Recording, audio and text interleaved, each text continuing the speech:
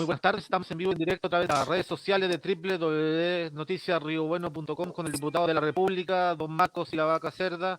Antes que todo, diputado, muy buenas tardes, gracias por concedernos estos minutos. Para entrar en conversación, diputado, quiero preguntarle sobre la solicitud de extensión del estado de excepción. ¿Sirve de algo continuar con esta medida, diputado? ¿Cuál es su opinión al respecto? Hola Cristian, ¿cómo estás tú? Un saludo para todos los auditores de este queridísimo medio de comunicación en Río Bueno.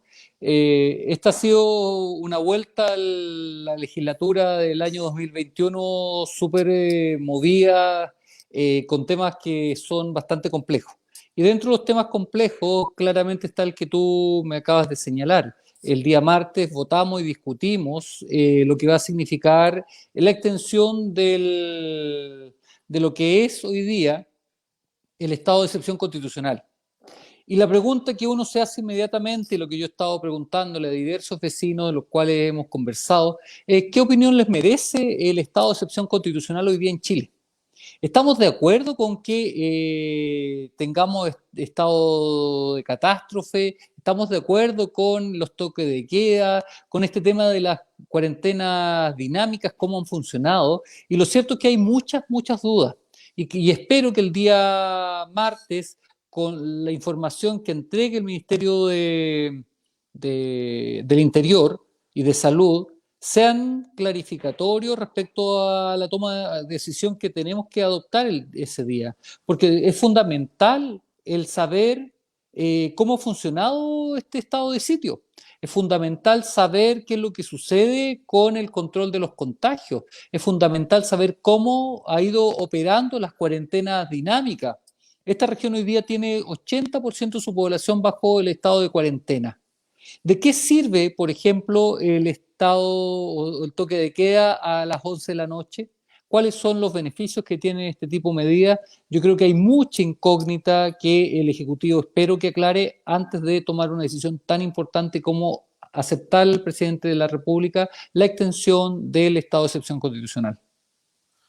En el mismo tema, diputado, viendo los casos que han ido en aumento en la región de Los Ríos, ya se recibió una gran cantidad de turistas en esta época estival y ahora vuelve nuevamente a cuarentena las principales comunas de la región como es Valdivia y la comuna de La Unión. ¿A qué costo el sistema hospitalario está colapsado, diputado? ¿Qué nos puede comentar? Mira, en eso tú tienes toda la razón. Hoy día pareciera que el gobierno esperaba que se fueran los turistas para declarar cuarentena en las comunas de la región. Y estas cuarentenas uno se pregunta qué tan efectivas han sido. Y las cifras lamentablemente no la acompañan.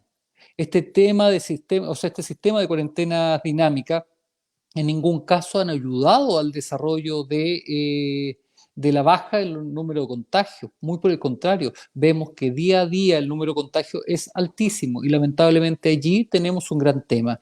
Yo espero que el gobierno y sobre todo esta semana que discutimos la extensión del estado de excepción constitucional seamos capaces de evaluar con cifras una decisión como corresponde. Bien, diputado, para seguir esta conversación, entrando en otro tema importante, esta semana se vio la aprobación de la llamada Ley Mordaza y el fin de Felice Forrado por regulación de recomendación de fondos de pensiones. ¿Qué nos puede comentar sobre este tema, diputado? Mira, la mal denominada ley Mordaza no es tanto de ley Mordaza. Lo que pasa es que en el Congreso discutimos el resultado de una comisión mixta. A ver, los procesos de creación de ley son complejos. Primero lo discute una Cámara, después lo discute la otra Cámara. Si hay diferencia entre ambas cámaras, se va a algo que se llama comisión mixta, que es una comisión integrada por diputados y senadores. Y ese informe de comisión mixta se aprueba o se rechaza. No existe término medio. ¿Ya? No es que yo pueda separar los artículos, no. Y dentro de la discusión de esa ley venían varios artículos súper interesantes para la ciudadanía. Por ejemplo, el fin del interés sobre el interés. Esto que ya no, para nosotros ya es una costumbre, que cuando uno saca una tarjeta de crédito en una casa comercial, y pongamos el ejemplo de la Masterplop de Bombofica, tú tienes tu tarjeta y tú vas y compras algo que te va a costar 10.000 pesos. y resulta que al final terminas pagando 10.000 más 5.000, que son los intereses, 15.000 pesos, y ya no debes 10.000, debes 15.000. Pero además tú te retrasaste en el pago de esa cuota y ya no vas a deber 15.000, vas a deber 20.000, porque te van a aplicar interés sobre tu capital, sobre tu deuda de 10.000, más sobre los intereses 5.000. A eso se le denomina pago de interés sobre interés, ¿ya? Y ese interés sobre interés es lo que se regula con esta norma y se prohíbe el pago de interés sobre interés. Y dentro de otras normas más, como por ejemplo lo que están usando muchos medios hoy día, que es el cobro o la aplicación de seguros obligatorios adicionales a tus deudas, es decir, tú vas a comprar algo y te meten un seguro. Eso se llaman seguros asociados, también se prohíbe. Y dentro de todas estas normas venía una norma que regulaba las asesorías previsionales pagadas, como el caso de Felices y Forrados, que es una empresa privada, una empresa que tiene altas utilidades, ¿ya? Entonces lo que se hace allí, en definitiva, es regular ese mercado. ¿Y cómo se regulaba? Se regulaba de dos maneras. Uno, estableciendo una boleta de garantía para aquellos agentes que quieran entrar al mercado. Es decir, si yo quiero ser asesor previsional y cobrar por esa asesoría previsional, yo tengo que inscribirme en la superintendencia y dejar una boleta de garantía, porque yo voy a asumir una responsabilidad, yo voy a entregar asesoría por los fondos previsionales de la ciudadanía. Entonces, tenemos que garantizar eso, porque si yo presto una asesoría mala, ¿cómo me cobran? Entonces, la idea era establecer una boleta de garantía y segundo, en el evento que se establezca algún tipo de delito producto de esas asesorías, que se sanciona drásticamente la comisión de esos delitos. Esas normas, para Felices y Forrado en particular, quienes llevaron adelante una lucha respecto a esta ley, fue la denominada ley Mordaza. Y yo compartía y no compartía algunos criterios, pero atendido que habían unos puntos que los cuales yo no estaba de acuerdo, fue que opté por rechazar la norma. Y eso era por las altas tasas de boleta de garantía que exigían y algunas sanciones que eran bastante desmedidas respecto a esas materias, porque creo que los únicos beneficiados con eliminar empresas de esta característica o aplicándole un capital tan alto son la AFP, son los únicos que ganan. Y la AFP necesitan competencia, necesitan terceros que en definitiva nos ayuden a ponernos por lo menos a cierto nivel para poder pelear con estas empresas gigantes que día a día se hacen más millonarias gracias a los recursos de todos los chilenos. Diputado, cambiando de tema, y un tema bastante complejo para el país, es el tema el conflicto en la Araucanía y la posible militarización. La votación del proyecto de resolución, ¿qué nos puede comentar respecto a esto? Mira, primero se ha dicho por algunos medios de opinión pública respecto a un proyecto de resolución que busca en el fondo militarizar la Araucanía. Y quiero decir, primero, que un proyecto de resolución es una mera sugerencia que le hace el legislativo al ejecutivo respecto a una materia determinada. Y día a día se dictan muchos proyectos de resolución, que te insisto, no son nada en términos reales, solamente una sugerencia. Y dentro de esta sugerencia, esta semana se presentó un proyecto de resolución de los diputados de Renovación Nacional que buscaba, primero hacía un reconocimiento a los hechos graves que han estado ocurriendo, sobre todo en la provincia de Arauco. Hechos gravísimos, donde han fallecido personas, donde hay quema permanente de vehículos y maquinaria, donde hay asesinatos, donde hay incendios, donde existen hechos de violencia lamentable. Ese reconocimiento yo creo que todos vamos a estar contentos que efectivamente existe. No podemos tapar el sol con un dedo. Pero la forma en la cual se buscaba terminar con esto, que era a través de la militarización de la Araucanía, obviamente yo en lo particular no estaba de acuerdo. Por eso me abstuve de la votación, porque estando de acuerdo con algunos de los hechos que contaba esta resolución, lo cierto es que yo no creo que la militarización de la Araucanía sea la forma para solucionar los graves problemas que hoy día tiene el pueblo mapuche. En ningún caso. Lo que necesitamos es más diálogo. Lo que necesitamos es avanzar en políticas públicas tendientes a solucionar algo que el pueblo mapuche ha estado solicitando por más de 500 años. Y nunca el uso de la fuerza va a ser correcto. Por lo mismo yo me abstuve, el voto de abstención se suma al voto negativo y esperamos que nunca se produzca hechos de sangre, y el gobierno lo que ha intentado y algunos diputados lo que intentan es que se establezca un verdadero zona de guerra en la Araucanía para tratar de solucionar los problemas que con el diálogo se podrían enfrentar. Con respecto a este mismo tema, diputado, ¿cuáles serían unas posibles soluciones que se arrastran ya por un largo tiempo en el territorio de la Araucanía? Pucha, soluciones es difícil encontrarlo y me es difícil a mí dar algún tipo de receta para esto. No es mi rol, es el rol del Ejecutivo. Pero yo sí lo que creo es que el diálogo, por sobre todo, debe primar.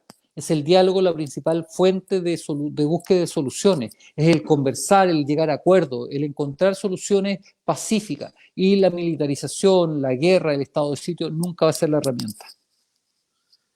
Por otra parte, cambiando de tema, sumario y sanciones al alto mando de Carabineros de Chile, nunca antes visto. ¿Qué nos puedes comentar, diputado?